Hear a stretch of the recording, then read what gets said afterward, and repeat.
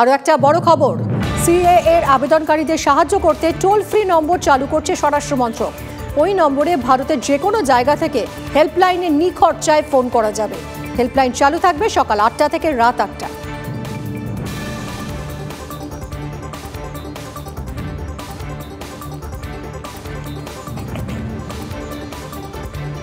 মালদহ জেলায় ভোট প্রচারে এবার বিজেপির হাতিয়ার সিএএ। গেরুয়া শিবিরের দাবি, মুসলিম প্রধান জেলায় সিএএ নিয়ে সংখ্যালঘুদের বিভ্রান্তি কেটেছে। মুসলিমদের একাংশের অভিযোগ, সিএএ নিয়ে তাদের বারবার ভুল বুঝিয়েছে তৃণমূল। সিএএ আবহে সংখ্যালঘু এলাকায় বিজেপি প্রার্থীকে ঘিরে উন্মাদনা আমল না দিয়ে তৃণমূল দাবি করছে মুসলিমরা তাদের সঙ্গেই থাকবে। গতবার লোকসভার ভোটের সময় যে ভুল বুঝিয়েছিল আমাদের মুসলিম সমাজকে, যে এনআরসি সিএএ হয়ে গেলে এই ভারতবর্ষে আর মুসলমানদের থাকা যাবে না। লোকসভা ভোটের আগে কি বিজেপির ট্রাম্প কার্ড হতে চলেছে সিএএ?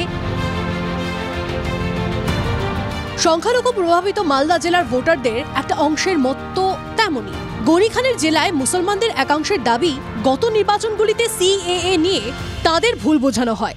সংশোধিত নাগরিকত্ব আইন চালু হওয়ার পর সংখ্যালঘু এলাকায় বিজেপিকে নিয়ে রীতিমতো উৎসাহ চোখে পড়েছে।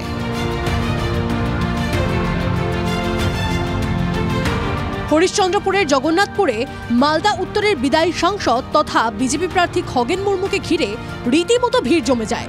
অথচ একসময় এইসব এলাকায় ভোট মিলবে না ধরে নিয়ে পদ্ম শিবিরের প্রার্থীরা সেভাবে সময় দিতেন না। এবারের চিত্র একেবারেই আলাদা।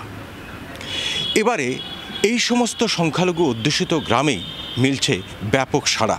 শুধু তাই নয়, বিজেপির প্রার্থী গেলে সেই এলাকার মানুষজন রীতিমতো উচ্ছ্বসিত হয়ে উঠছেন। খগেন মুর্মুকে নিয়ে উচ্ছ্বাসের মধ্যেই মুসলমানদের একাংশের অভিযোগ, ভোট এলেই তৃণমূল সিএএ এনআরসির ভয় দেখাতো।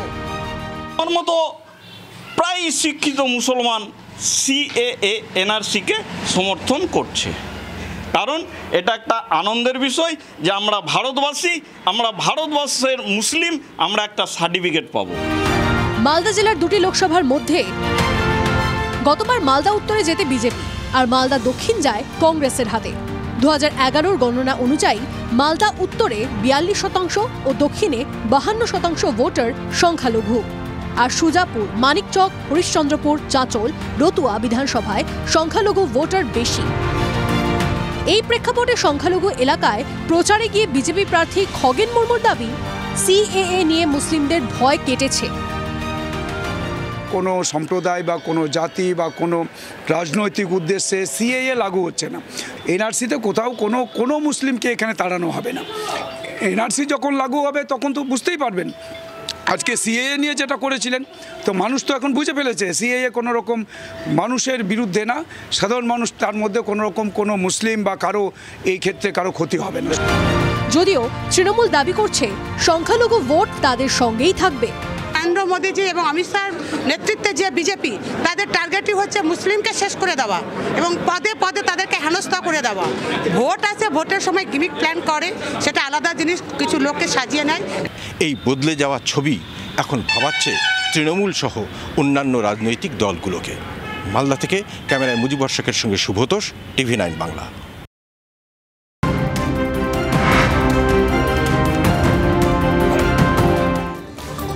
আপনাদের জানিয়ে রাখি, কাকভোর থেকে শাহজাহানের ডেরা ইডির বিশাল বাহিনী। সন্দেশখালীর ধামাখালীতে ইডির হানা।